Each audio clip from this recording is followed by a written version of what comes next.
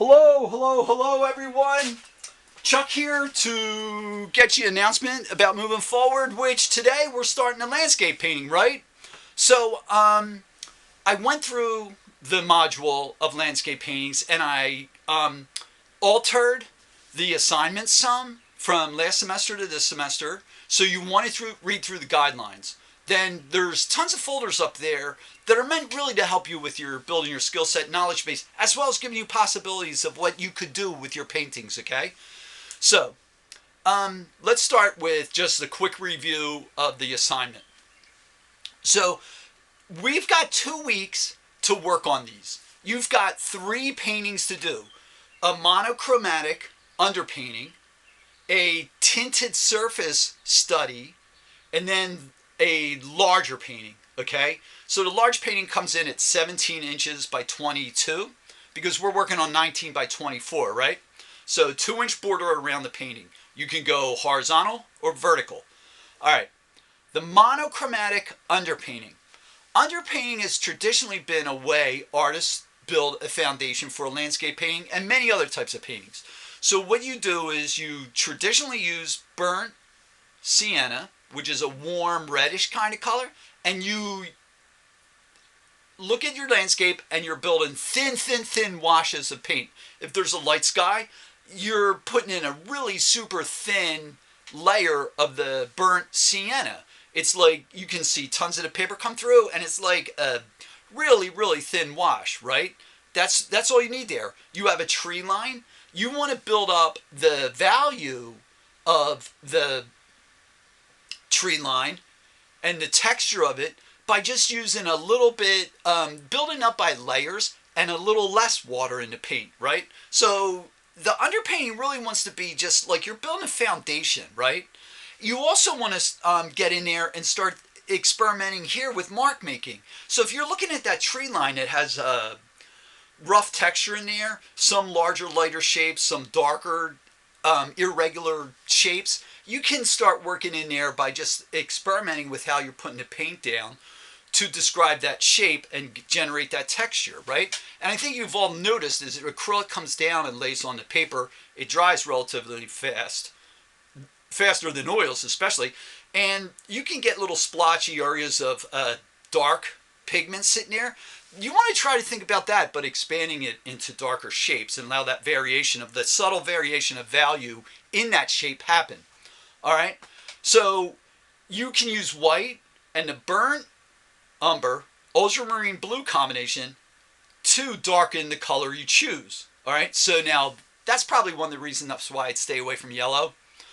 But you don't want to use like white because it becomes opaque. It opaques your paint. So that you really want to be careful to. So that's something I use at the end if I'm looking at like a body of water that has some reflections on it and I lost those reflections somehow. I could mix up that white with whatever paint I'm using and still apply it as a thin coat down there and say, here's a reflection, here's that. Maybe in the sky too. All right. So there's no thick paint in here. No thick paint at all. You're not getting texture by putting in big, thick paint. You're getting texture by having washes, varying valued washes happen, and shapes happening, all right? The second painting is a tinted field painting. And so you want to start that surface. Once you choose the size you want and the image you want to work from, you want to get in there with another thin paint, a layer of paint, or a thin consistency of paint, and get in there and do the scumbling effect, which is like going like this, back and forth. So maybe up in here, I'm going in the beginning, right? So I'm doing that in the beginning. And you're just developing a texture. We don't want to do this with the tinted surface. Get that paint active, okay? Get those marks going in there. Then after that dries, you go ahead and paint. All right.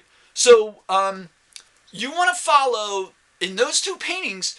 You have specific things to do. Once you get to the second tinted one and you start painting, follow those rules: thin to thick, back to front, general to specific. Don't get sucked into detail. Allow it to develop. Work towards visual crispness and clarity and resolution. Okay, and have fun with the painting.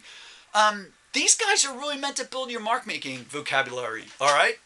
So The final one is a straight up landscape painting. Whew. So you can start that one with the underpainting. You can start it with a tinted surface, or you can just jump into it. All right. So that's about it. The studio's going to be open tomorrow and Thursday 10 to 5. I'll be there. If you want to come, hit up the You Can Book Me link that's in the bottom of this message announcement. Zooms I've reduced down.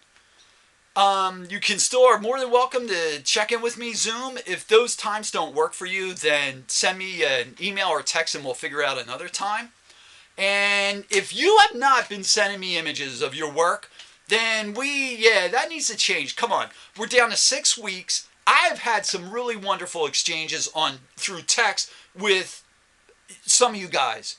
Seriously. And I'm loving it. And you know what? I'm not getting mad that you text me at 9 at night. No. Right? I'm loving it. I love seeing the work and I love responding. All right? So, if you have not texted me, then man, come on, let me see your work while you're in developing it, not until it's done. All right, guys. Anyway, 6 weeks left. We have these 3 paintings to do. Then we're going to take 1 week to do the portraiture, and then we're going to have 3 weeks to do the final. All right? Anyway, let's get through the landscape. Let's have some great time with it, and I'll see you shortly. All right, guys? Bye.